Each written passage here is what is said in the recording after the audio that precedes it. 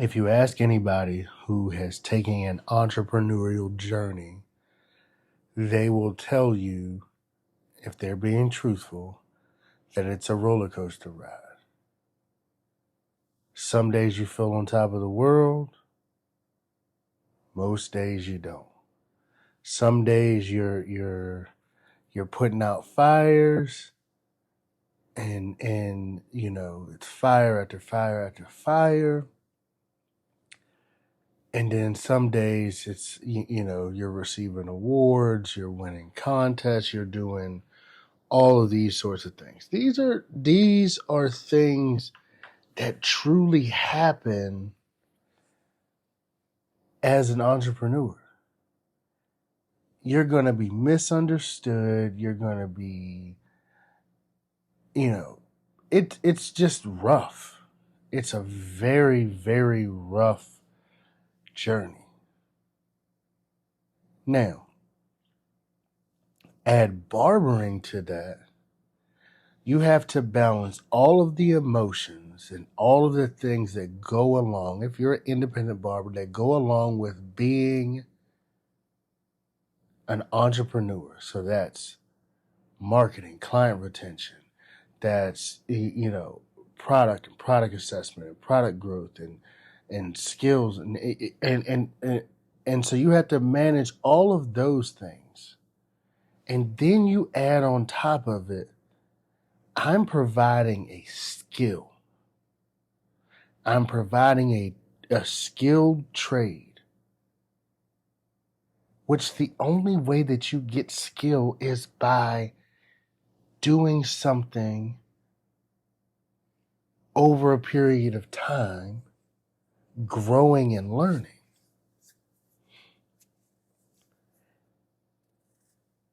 And I know that there's multi-billion-dollar companies, trillion-dollar companies in the world.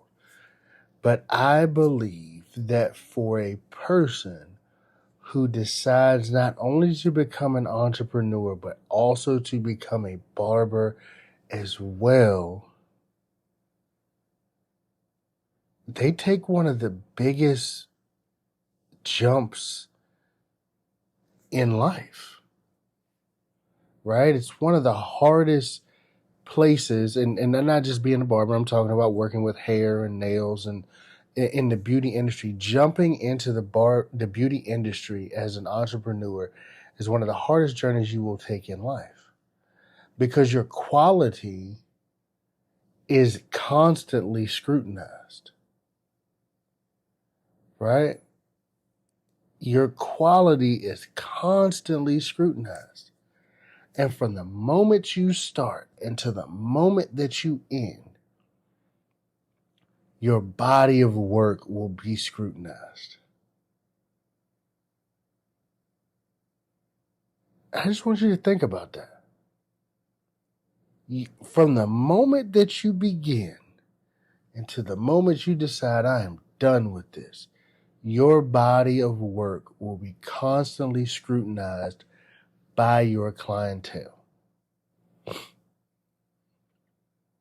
And it's really not that, it's not easy, because one of the biggest issues that you have is, if you're working on the business, your attention in the business may struggle. So what do I mean? If I'm working on the business, I'm growing the business, I'm focused on customer retention and my clients, and doing, growing the business, increasing prices, looking at this, bringing in new products, testing out. If I'm doing all of that stuff, you're not always going to have time for the client who is the habitual, hey, can you slide me in guy. You're not always going to have time for the you're not always going to have time for that guy. And that's where it gets tough. right? And also, if you start as an entrepreneur early and you have a very limited skill set, right? And I won't say an entrepreneur within a shop. I'm talking about, let's add it even more. Let's be a solo entrepreneur in this. If you add that in, oh man, it's a difficult journey. And it's not to it. This is not my conversation today. Is not to deter you from being an entrepreneur and a barber. How do we do this successfully? Well, we have systems in place. We have things in place. We cut hair by a system, right? We book appointments by a system. We take walk-ins by a system. We handle our finances by a system. We handle our taxes by a system. I understand that falls in finances, but a lot of people take finances as the money I make, not the money that you have to pay out. Take our finances by a system. We manage our shop by a system. Like, you have to put systems in place, and you have to be disciplined to the protocols that you have set in place.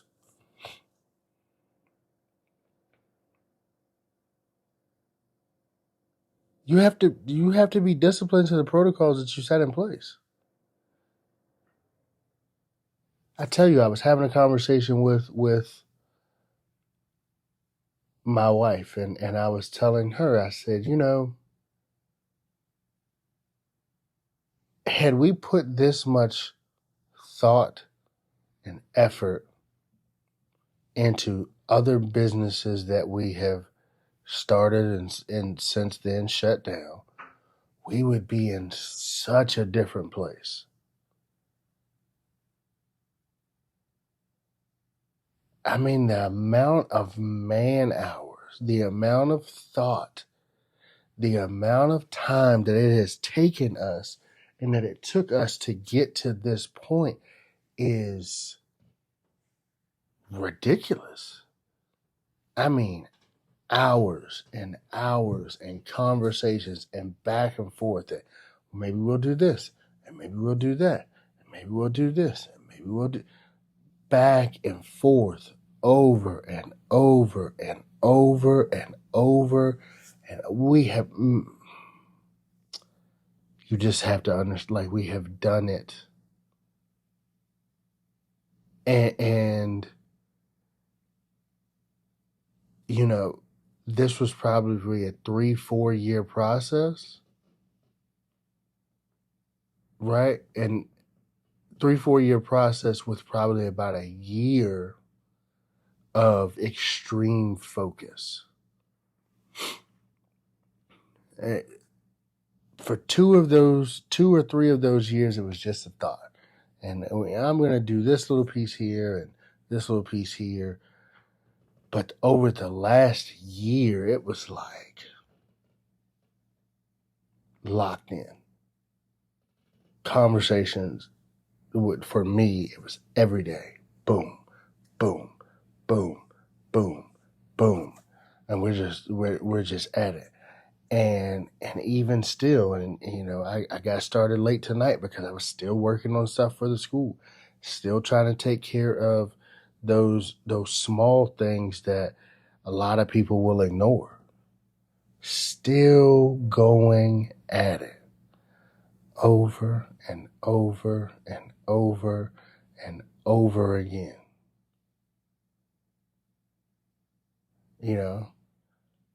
Had a conversation with someone the other day, thinking about all the work I'm doing as far as the preparation of the business.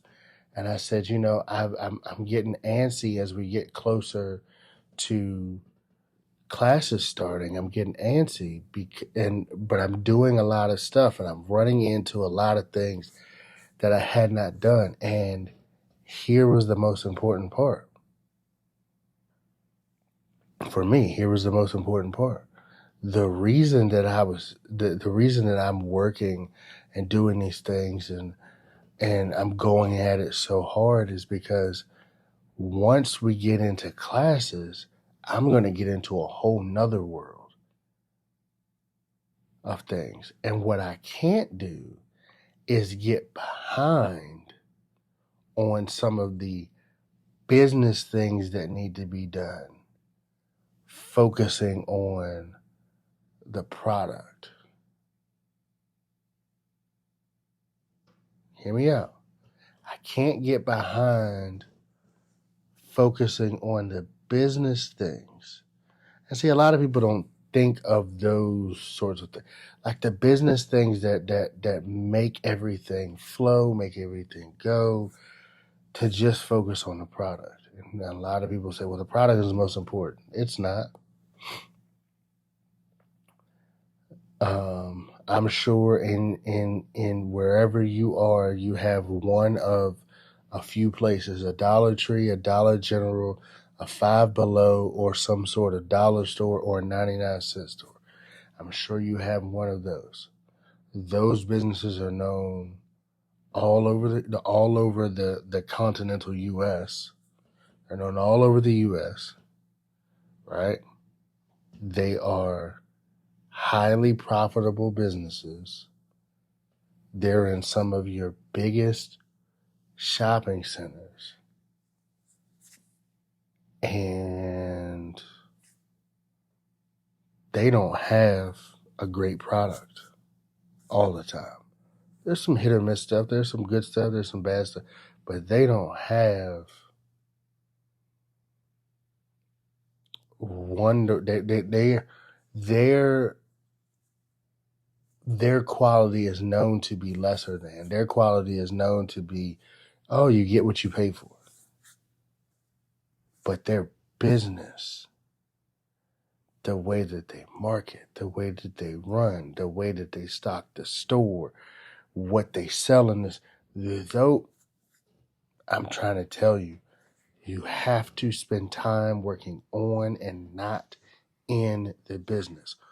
On the business is what is going to capitalize and make you the money. You have to keep the funnel going, which means you have to work on the business. You have to keep the clientele coming in, which means you have to work on the business.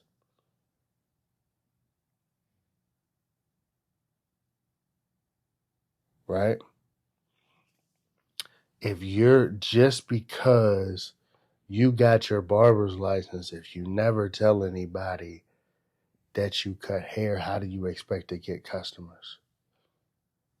If you go and open up a space and you never tell anybody about the space, how do you expect to get customers? You can be the best barber in the world, but if no one knows you're there, what good does it do?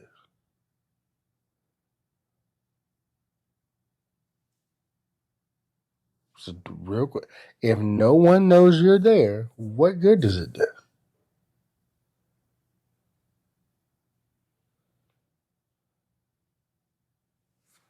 I'm just letting you guys know. Right? For all you guys that are like, oh, I got to get the crispiest fades and the crispiest lineups and so on and so forth. I'm going to do all this. I got to make sure I got the best tools. Da da da da. I guarantee you, if you told a client, most clients, what type of tools you have and everything like that, they're going to say, oh, okay. Can you cut my hair now? Because that's what they care about. They don't like, and I'm just going to say this. So barbers are buying all of these tools and it's almost this thing, and I've been guilty of it. It's almost this thing of collection of tools like people collect shoes, right? To tell other barbers that they got the tools. Because the average person doesn't care. The average client doesn't care.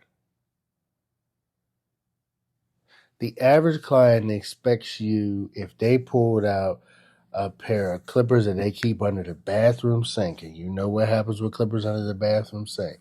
Knowing that you're a barber, they expect you, if they needed a haircut and you're like, oh, I don't have my clippers, they're going to say, oh, well, I got some clippers, and they're going to pull this stuff out. And they would expect the same quality haircut with those clippers as the $200, $300, $400 clippers or clipper set that you have in your shop. They don't care. It's irrelevant to them. What do they care about? My haircut looks decent. They don't need it to look perfect. They need it to look decent. They don't want to look stupid. Right? They don't want to look like they got a chili bowl on their head. So that's one. My haircut is decent. Right? This is most people. His prices were affordable. He or she's prices were affordable. If I booked an appointment, I got in on time. Relative speaking, you know, I think most clients, 5 minutes is fine with them. But anything longer than that, they're like, oh, whoa, wait a minute. Right? They want to know that they can get in on time. They want to know that that you respect their time, and you respect their time, and they will respect your time. Very important thing. Right?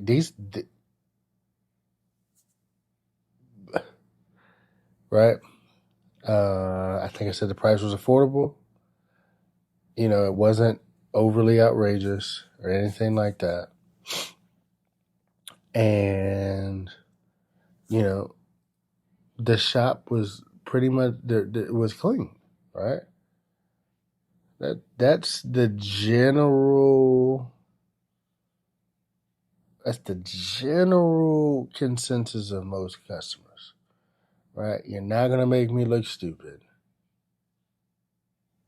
You're not going to overcharge me. I'm not going to be in the shop forever. We're going to be, you're going to be on time if I make an appointment. If we got walk-ins, you've got enough people to service the walk-ins.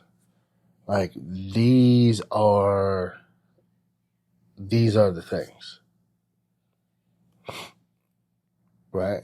These are absolutely the things.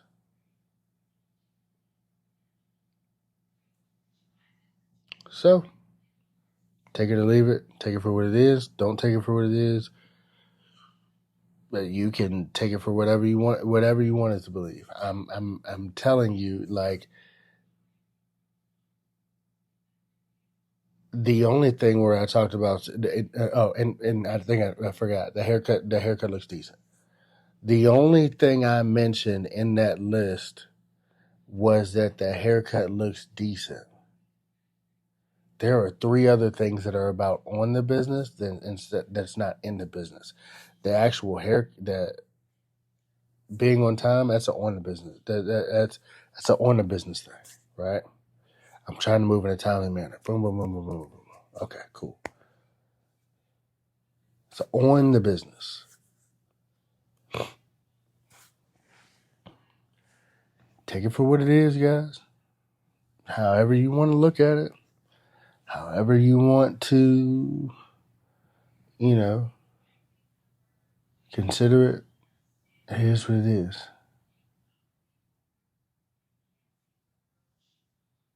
But understand, you barberpreneurs, you picked one of the most difficult, barber and beautypreneurs, sorry. You picked one of the most difficult. There's a weird combination there, right? You are the business. So you have to, like, because you are the business, you have to work on you and you have to work on you and in the business at the same time. You're the business. Everything flows through you.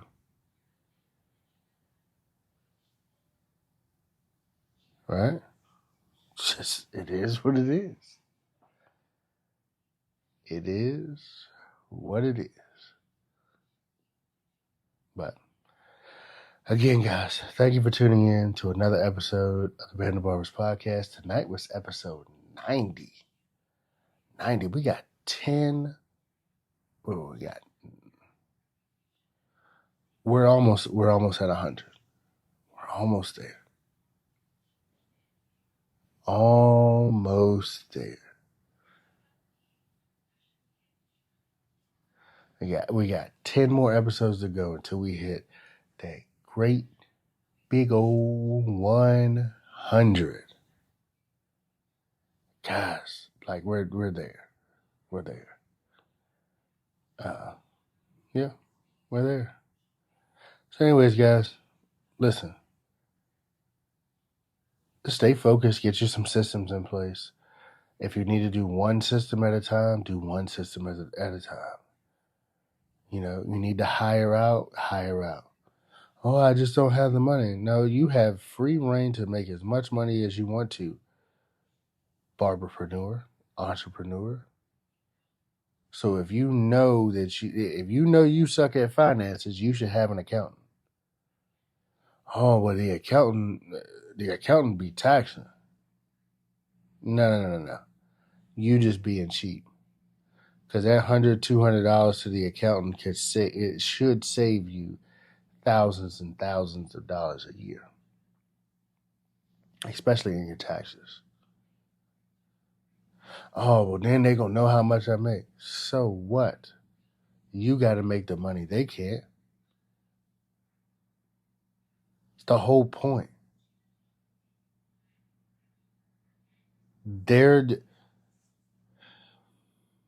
And I know we were closing out the episode, but I'm just going to say this. The audacity of you as a barber saying, I'm not going to get an accountant. And the accountant is looking at you the same way you look at a client when they say, I cut my hair at home.